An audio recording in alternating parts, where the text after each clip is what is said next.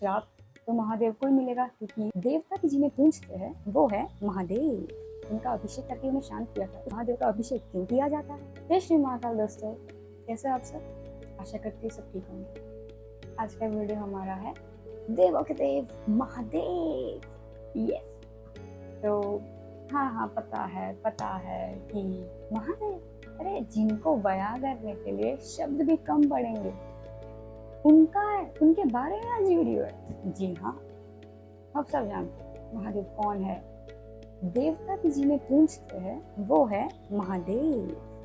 जिनकी वजह से पूरी सृष्टि, पूरा ब्रह्मांड चल रहा है वो है महादेव। बट क्या हम ये जानते हैं कि महादेव का अभिषेक क्यों किया जाता है? जल से या फिर दूध से उनका अभिषेक क्यों किया जाता है? क्या हम जानते हैं? नहीं। चलिए फिर मैं आपको बताती हूँ कि हम अभिषेक क्यों करते हैं महादेव की शिवलिंग का। चलिए, बूम, वेलकम। तो ये बहुत पहले की बात है, जब ऋषि औरव हुआ करते थे। ऋषि औरव, तो ऋषि औरव एक हिमालय की चोटी पे बैठे के पूजा करते रहते थे, या फिर तब हम कह सकते हैं वो तब किया करते थे वहाँ हिमालय की चोटी पे बैठे। तो उनके तब से ना सारे देवता प्रसन्न हो जाते थे, बहुत अच्छा लगता था। सारे देवता प्रसन्न होकर ऋषि औरव के पास जाते थे और पूछते थे कि आपको क्या चाहिए वरदान है, कि हम बहुत प्रसन्न हैं आपकी जो तप से, आपकी जो भक्ति है, हम बहुत ज़्यादा प्रसन्न हुए हैं, आपको कुछ चाहिए तो हम आपको वरदान दे सकते हैं। ऐसे करके सारे देवता जाते थे उनके पास। बट ऋषि औरव किसी भी ऐसे सेल्फिशनेस से या फिर कोई वरदान की वजह से तप या फिर उनकी भक्ति नहीं करते। उन्हें पसंद था, उन्हें करना था, इसीलिए वो किया करते थे। वो ऐसे ही तप किया करते थे। ऐसे सारे देवता आते थे और उन्हें वरदान के लिए पूछते थे, लेकिन ऋषि औरव मना करते। ऐसे देखते देखते सब देवताओं को लगा कि ऋषि औरव इतना आगे बढ़ रहे तप में कि ऐसा ना हो कि वो देवताओं से भी ऊपर हो जाए, क्योंकि ऋषि औरव इतना विदाउट एनी सेल्फिशनेस वो उनकी भक्ति करते थे। तो सब देवताओं को लगा, तो सब देवता जाते हैं महादेव के पास और महादेव से ये सारी बातें करते हैं और महादेव को कहते हैं कि आपको कुछ करना होगा कि ऋषि औरव देवताओं से भी ऊपर ना आ जाए। तो जो ऋषि औरव थे वो हिमालय की चोटी पे एक छोटी सी झोपड़ी में रहते थे। छोटी सी कुटिया होती है ना, उसमें वो रहा करते।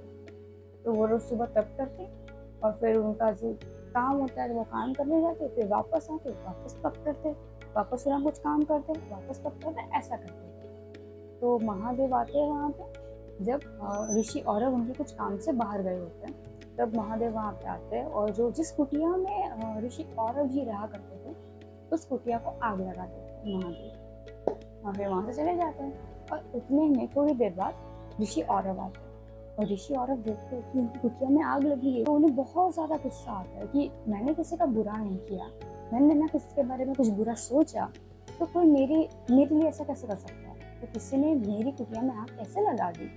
तो वो इतने अत्यंत क्रोधित हो जाते हैं।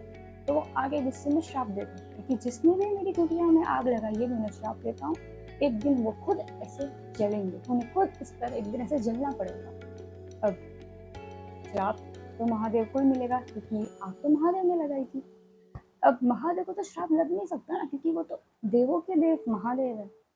बट एक ऋषि ने जब किसी को श्राप दिया है और वो श्राप अमल नहीं होगा तो लोगों को ब्रह्मांड में ऐसा ही लगेगा ना कि ये तो एक नॉर्मल ह्यूमन बीइंग है, उसका श्राप भी किसी को नहीं लग रहा है। इसलिए महादेव उनके श्राप को ले लेते, एक्सेप्ट कर लेते कि ठीक है, कोई बात नहीं।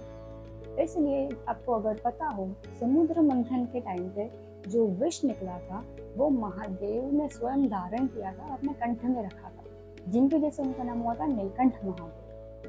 उनके कंठ में जब उन्होंने विष धारण किया तो उनकी बॉडी में बहुत ज़्यादा अग्नि ऐसी जलन हो रही थी।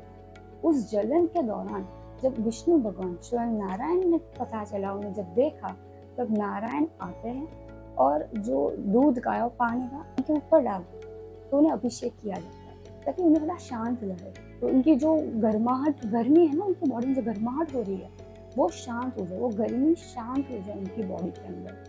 इसलिए वो पूरा ऐसे दूध और पानी डाल देते।